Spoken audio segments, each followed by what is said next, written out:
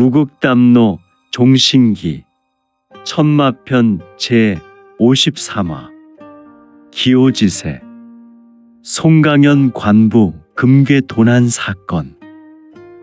첫 번째 이야기. 기호지세. 사람들은 호랑이 등에 올라타면 뛰어내릴 수 없으니 달리는 호랑이 등에서 내리면 잡아먹힐 수 있기 때문이다. 이러지도 저러지도 못하고 달리는 호랑이가 지칠 때까지 그냥 달릴 수밖에. 지금 류지혁의 삶이 그러한 삶이었다. 그는 자신의 정체성에 대해 매우 혼란스러웠고 그가 겪은 삶은 매우 고단한 삶이었다. 일반인이라면 그냥 삶을 포기하지 않았을까? 그가 겪은 고통은 일반인이 평생을 걸쳐 단 한 번도 겪지 못할 고통의 연속이었으니 당연하지 않겠는가?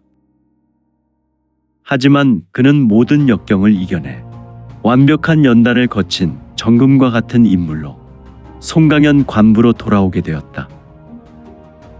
해는 서쪽 하늘로 사라져갈 때 주변은 온통 노을빛으로 물들어갔다.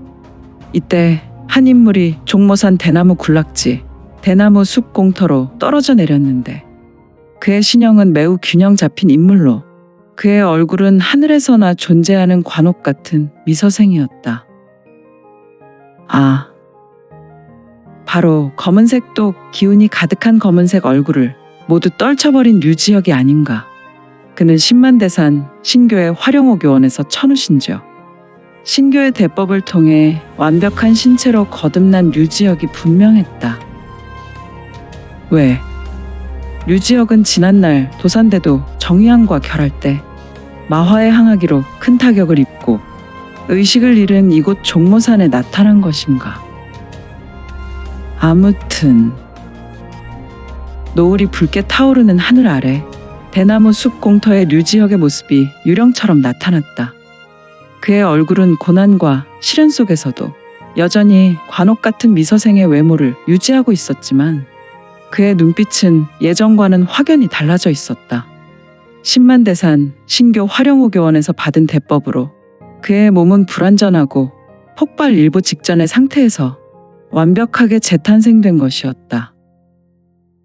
류지혁은 천우신조, 즉 하늘의 우뚝 선 최고의 별이라는 칭호를 받을 정도로 그의 신체는 금강지체가 되었고 그 몸 안에 있는 경력과 내공은 극대화되어 있었다. 그러나 그의 마음 한편에는 여전히 과거의 아픔이 자리 잡고 있었다. 정의항과의 대결에서 마화의 항하기를 교묘히 이용한 공격으로 큰 상처를 입었던 그날, 그 끔찍한 기억이 여전히 그의 의식 속에 남아 있었다. 종모산에서 나타난 이유는 그가 신교에서의 대법과 연단 중 겪은 내적인 갈등과 신체의 변화가 극에 달한 결과였다. 신체가 재생되고 강해졌지만 마음속 깊은 곳에 쌓인 고통과 기억은 쉽게 지워지지 않았다. 이제 대나무 숲 공터에 선 류지혁은 잠시 주변을 둘러보았다. 종모산의 고요한 자연 속에서도 그의 귀에는 수많은 생명의 소리가 들려왔다. 그리고 그 소리들 사이에서 자신을 둘러싼 공기의 미세한 움직임을 감지했다.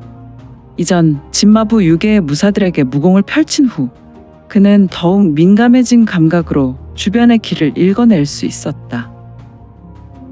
류지혁은 공터 한가운데로 걸어가며 손을 들어 하늘을 가리켰다. 그의 손끝에서 미세한 경력과 기운이 모여들기 시작했고 곧 그 기운은 한 점으로 집중되어 폭발하듯이 퍼져나갔다. 이는 그가 신교에서 얻게 된 강력한 무공절기 중 하나였다. 내가 찾아온 이유는 단 하나, 나의 애병 환공의 총을 되찾기 위함이다. 그것이 내 신체와 내공을 더욱 첨예화할 것이다. 류지혁의 목소리는 공터를 가득 메우며 울려 퍼졌다. 그의 말이 끝나자 숲의 깊은 곳에서 기이한 소리가 들려오기 시작했다. 그 소리는 점점 더 크고 분명해졌고 그의 눈앞에는 곧 환공의 총이 위치한 곳을 알려주는 신비로운 빛과 강력한 울림이 들려왔다. 류지혁은 그 빛을 따라 걸음을 옮겼다. 매 순간 그의 경기는 더욱 견고해지고 그의 신체는 더욱 완벽해져 그의 오감은 극대화되었다. 그가 걷는 길목마다 숲은 고요했지만 가끔 사슴이나 다람쥐 같은 작은 동물들이 놀라서 달아나는 소리가 들려왔다. 하지만 류지혁의 마음은 그 어떤 외부의 소음에도 흔들리지 않았다. 그의 목표는 오직 하나, 환공의 총을 되찾는 것뿐이었다. 그의 발걸음이 대나무 숲속 깊은 곳으로 이어질 때 갑자기 앞에서 강한 기운이 느껴졌다. 그는 순간 멈춰 섰다. 이곳이 환공의 총이 떨어져 있는 장소임을 직감한 류지혁은 신중하게 주변을 살폈다. 기운의 중심으로 접근하면서 그는 자신의 내공을 조절하며 모든 감각을 집중했다. 휴. 저기 있군. 도산대도 정의안과 마화의 항아기의 일격을 당한 후 내가 떨어뜨렸던 나의 환공의 총. 류지혁의 눈에 들어온 것은 부러진 대나무와 대나무 잎으로 쌓인 곳에서 칠채보광의 빛이 보였고 또한 그의 귀에는 윙윙거리는 소리가 들렸다. 류지혁은 그 소리와 빛을 따라 조심스럽게 걸음을 옮겼다. 빛이 나는 곳으로 다가갈수록 그의 심장은 더욱 빠르게 뛰기 시작했다. 환공의 총에는 10만 대산에서 신교의 대법을 통해 완성된 그의 내공만큼이나 많은 지난날 추억과 감정이 서려 있었다. 그가 걷는 걸음에 대나무 사이로 신비롭게 길이 만들어졌으며 그는 마침내 총이 놓여있는 장소에 도달했다. 부러진 대나무와 낙엽 사이에 반쯤 묻혀있는 환공의 총은 여전히 그 전설에서나 나올 법한 칠채보광의 빛을 발하고 있었다. 류지혁은 손을 뻗어 조심스럽게 총을 들어서 올렸다. 역시 환공의 총은 관부 관졸들이 들고 다니는 육모방망이의 모습이었으며 지혁이 총을 손에 쥐는 순간 그의 몸을 휘감는 듯한 강렬한 기운이 폭발했다. 이 기운은 그가 경험한 어떤 내공의 흐름보다도 강렬했고 그의 전신을 강화하는 느낌이었다. 이제 다시 시작이군. 류지혁은 중얼거리며 총을 자세히 살펴보았다. 환공의 총은 그가 처음 만났을 때와 마찬가지로 완벽한 상태였다. 그는 총을 잡은 손에 힘을 주며 이제 이 총으로 다시 한번 세상에 자신의 이름을 각인시킬 준비가 되었다고 느꼈다. 순간 주변에서 느껴지던 고요함이 깨어지는 듯한 기운이 감지되었다. 류지혁은 긴장의 끈을 놓지 않고 주변을 둘러보았다. 그리고 그는 멀리서 다가오는 여러 인물의 실루엣을 발견했다. 그들의 기운은 익숙한 것이었고 이내 그는 그들이 신교 무사들 그 중에서도 검은 바람의 일원들임을 알아차렸다. 아, 검은 바람이라. 이 검은 바람은 바로 신교를 받드는 12기둥, 12마가 중 9마가의 무사들로 흑풍대의 일원이지 않은가. 그런데 9마는 바로 신교 4대 호법 가문 중에 남쪽을 수호하는 가문으로 가주는 언제나 대종사와 신교로부터 남마로 불린 인물이었으니 더구나 흑풍대라니 가주의 호신이들이 대부분일 것인데. 검은 바람이 다시 나타났군. 후후후후. 내가 화령호교원에서 비원으로 도착할 때부터 너희들의 존재를 나는 미리 알고 있었지. 그래. 이번엔 무엇을 원하는 걸까? 류지혁은 혼잣말로 중얼거리면서도 자신의 내가 공부를 일주천하여 공력을 배가시켜 준비했다. 그는 육모방망이 즉 환공의 총을 어깨에 걸치고 여유로운 자세로 대치할 준비를 했다. 그의 눈빛은 결연했으나 몸에서는 자신감이 넘쳐 흘렀다. 그의 신형에서는 은은한 살기도 피어났다. 검은 바람의 무사들이 다가오자 그들 중 한 명이 앞으로 나서며 말했다. 흐흐, 비원의 신비공자, 그대가 천구의 보병을 찾으셨군요. 가주께서 비밀리에 그대를 따르라 했는데 우리는 그대가 찾은 보병에 관심이 많소. 그 보병은 그대가 단독으로 소유할 수 있는 물건이 아니니 이제 그 병기를 우리에게 넘기시오. 그대의 물건은 우리 구마가가 관리할 것이오. 우리 가문은 신교와 관여된 모든 물건에 대한 권한을 대종사로부터 명을 받은 상태라오. 후후후후. 류지혁은 차갑게 웃으며 대답했다. 이 육모방망이는 내 것이다. 내가 가지고 있을 때만 그 진정한 가치를 발휘할 수 있지. 너희들이 원한다면 그만한 값을 내야 하는데. 류지혁이 이렇게 말하면서 육모방망이를 탄탄히 쥔 손에 강력하게 힘을 더했다. 그의 말에 묵직한 위협이 서려 있었으며 그의 미소 띈 얼굴에서는 결연한 의지가 엿보였다. 우리 구마가의 무사들은 이 육모방망이의 가치를 잘 알고 있어. 하지만 그것을 그대가 독차지한다는 것은 신교의 법도에 어긋나는 일이지. 그대는 어찌 되었든 신교의 도움으로 죽어가던 몸을 온전하게 치유했을 뿐 아니라 절대적인 힘을 얻지 않았소. 공자, 그대가 진정 그것을 원한다면 우리 가주께서 말씀하셨소. 신교의 시험을 받아야 하오. 후후후후. 마와에게 신교 12기둥 가문을 누누이 들었지. 구마가라면 바로 대종사를 근접해서 지키는 호법 가문으로 남마 서중천이 가주로 있는 곳이로군. 그런데 남마 서중천이 나보고 시험을 받으라. 아, 이번 시험은 우리 구마가 총괄하지만 그렇다고 다른 가문의 동의 없이 할 수 없어. 이 시험에 동원되는 곳은 우리 구마 외에도 혈가, 당마, 철벽 등도 나설 것이오. 류지혁은 그들의 제안을 듣고 잠시 생각에 잠겼다. 그는 이미 많은 시련과 하늘이 준 시험을 겪었지만 신교의 시험은 그 어떤 것보다도 엄격하고 힘든 것임을 예상했다. 하지만 그는 본인의 삶에 간섭받는 것을 원하지 않았기에 번거롭더라도 어떤 어려움도 감수할 준비가 되어 있었다.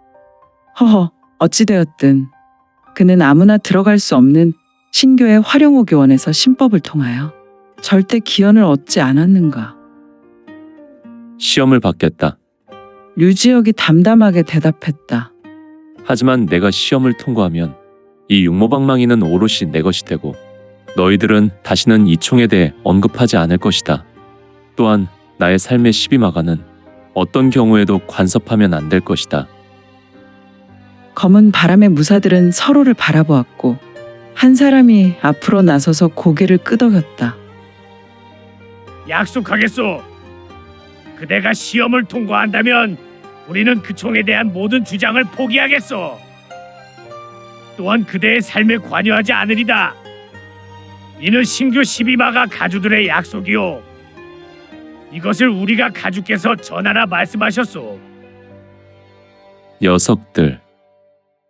그동안 나에 대해 단단히 준비하고 철저한 계획 속에서 나를 통제하려 하였군.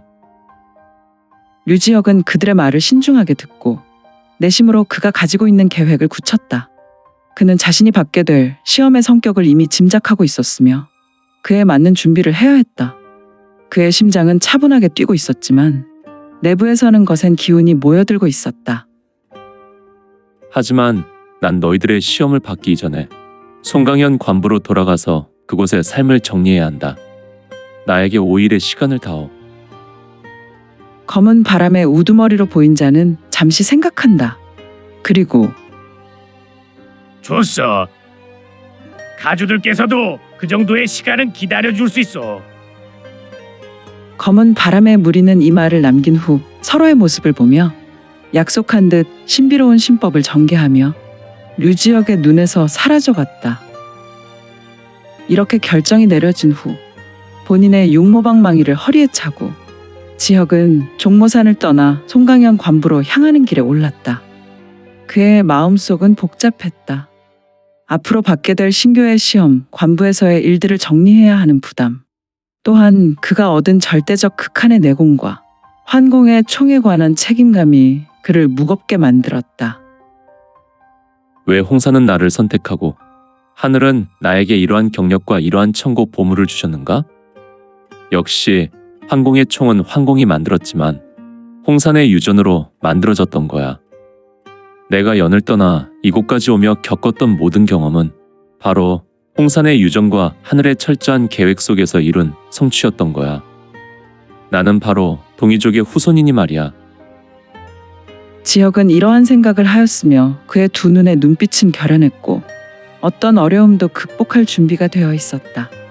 송강현 관부에 도착하자마자 류지혁은 바로 일을 시작했다. 그는 자신의 방으로 들어가 몇 가지 중요한 문서들을 정리하기 시작했다. 그 문서들은 그가 관부에서 처리해야 할 마지막 몇 가지 사건들의 기록이었다. 그는 각 사건을 철저하게 분석하고 필요한 지시를 내렸다. 그의 행동은 신속하고도 정확했다. 그가 관부의 수석 포졸로서 쌓아올린 경험이 그를 도왔다. 류지혁은 또한 그가 관부에서의 책임을 끝마치고 나서야만 신교의 시험을 향해 떠날 수 있었다. 그는 그의 후임자에게 필요한 모든 지식과 정보를 전달했고 그에게 관부의 안정과 질서 유지를 당부했다. 그의 동료들은 그의 결정을 슬프게 받아들였지만 그들 모두가 그의 성공을 진심으로 바랐다.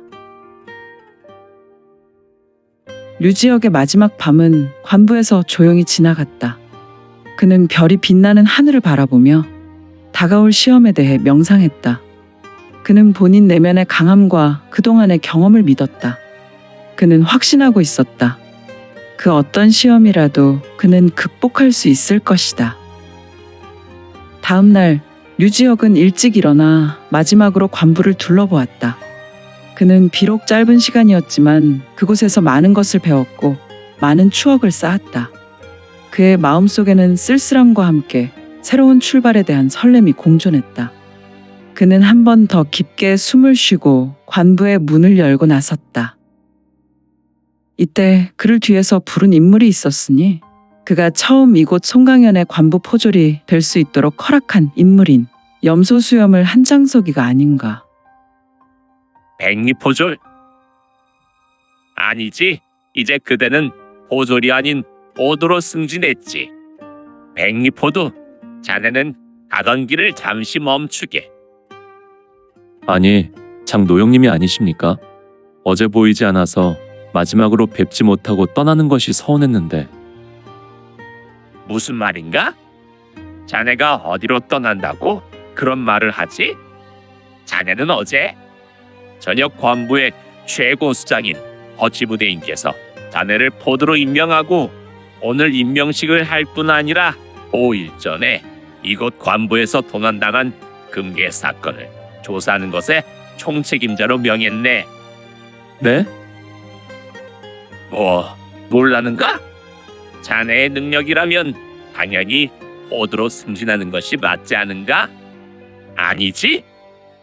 내 생각에는 포교로 승진하는 것이 맞지. 그래도 제가 이곳 말단 포졸로 들어온 것이 6개월밖에 되지 않았는데. 그리고 저는 사흘을 제사가 거처에서 쉬고 잠시 이곳 도시를 떠나야 합니다. 아니, 어디로 가는데? 그것은 말씀드리기 어렵습니다. 매우 중대한 일로 떠나야 합니다. 허허, 이 친구. 오련히 왔다가 오련히 떠나는가? 하지만 자네는 이곳 관부에서 도난당한 금괴 사건을 해결하고 떠나야 하네. 아니, 어떻게? 자네는 그 지독한 송강현 종모산 독산체를 무너뜨리는 것에 혁혁한 공을 세우지 않았나? 자네의 호리와 같은 지혜로 수사하는 것과 자네의 능력이라면 이도 능히 해결할 수 있을 걸세. 아마 금괴 도난 사건을 해결하면 자네는 바로 포교 승진할 걸세. 어허, 이렇게 젊은 나이에 포교로 초고속 승진이라니. 자네는 이곳 송강현 관부의 길이 남을 역사적 인물이 되는 거라고. 그래도 저는 사흘 후에는 떠나야 합니다. 참. 백리포도, 이 답답한 친구야. 일단 사건부터 해결하고 자네 거취를 결정하게. 이번 명은 이곳에서 왕과 같은 지부대인님이 지엄한 명이라고. 류지혁은 조금 답답한 마음에 신음소리를 냈으며 그의 조각과도 같은 얼굴에는 약간의 그늘이 졌다. 그는 앞으로 다가올 신교에서 또 다른 운명 하나만 생각해도 벅찼는데 금괴 도난 사건을 사흘 안에 해결하라니. 오늘 준비한 내용은 여기까지이고요. 무극담로 종신기 천마편 계속 성원 부탁드릴게요. 또한 구독, 좋아요는 본 작가의 지필에 큰 힘이 됩니다. 그럼 오늘도 최고로 멋진 하루 되세요.